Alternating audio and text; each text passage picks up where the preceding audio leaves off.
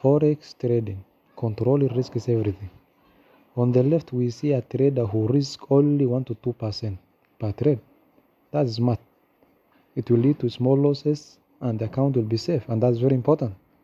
And the person will continue learning from wins and from losses as lessons. On the right, we see a trader who over-leverages and risks too much per trade. One bad move, one bad trade, the account is gone. Remember, losses are part of trading, but only if you manage them. Protect your account first. That is how professionals trade. Good traders manage risk. Bad traders let it destroy them. So you have to protect your capital. You have to protect your money. Only then you can make money. But if you do maybe over leveraging in the quest to make money,